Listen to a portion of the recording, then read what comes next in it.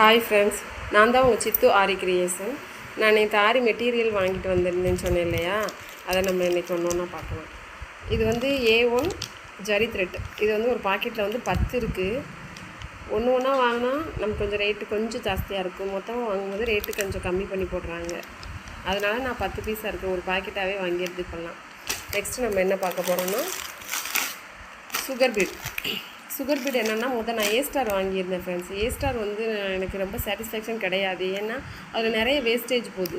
அதனால் இப்போ ப்ரீசோ கம்பெனி வாங்கியிருக்கேன். நான் யூஸ் பண்ணி பார்த்துட்டு எப்படி இருக்குன்னு உங்களுக்கு சொல்கிறேன். ஏன்னா இப்போ தான் நான் ஃபஸ்ட் டைம் யூஸ் பண்ண போகிறேன். எப்படி இருக்குன்னு பார்த்துட்டு உங்களுக்கு சொல்கிறேன் ஃப்ரெண்ட்ஸ். நெக்ஸ்ட்டு என்னென்னா கம்மு வாங்கியிருந்தேன். கம்மு வந்து P7000. இது கொஞ்சம் இப்போ நல்லாயிருக்கு. இதெல்லாம் வச்சோடனே ஒட்டிடுது, ரொம்ப லேட் ஆகிறது இல்லை. நம்ம அந்த இன்னொரு கம் இருக்குல்ல, அது வச்சுட்டு நம்ம கொஞ்சம் நேரம் வெயிட் பண்ணிகிட்ருக்கணும் காயிற வரைக்கும். இது வெயிட் பண்ண தேவையில்லை, உடனே ஒட்டிடுது.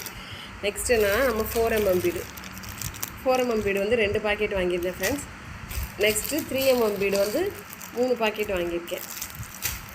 அடுத்து ஸ்டோன் செயின் வாங்கியிருந்தேன் ஃப்ரெண்ட்ஸ். ஸ்டோன் செயின் வந்து மல்டி கலர். இது வந்து நமக்கு ப்ளவுஸில் வைக்கும்போது இன்னும் கிராண்ட் லுக் இருக்குது. நெக்ஸ்ட்டு வந்து கட் பீடு, இதுவுமே மல்டி கலர்.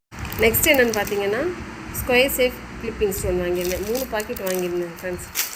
நெக்ஸ்ட்டு ஒன்று திலகம் ஸ்டோன். இதுவுமே மல்டி கலர் வந்து திலகம் ஸ்டோன் தான். அவ்வளோதான் ஃப்ரெண்ட்ஸ், நான் வாங்கியிருந்த திங்ஸ் அவ்வளோதான் முடிஞ்சு. நெக்ஸ்ட் வீடியோவில் பார்ப்போம் ஃப்ரெண்ட்ஸ்.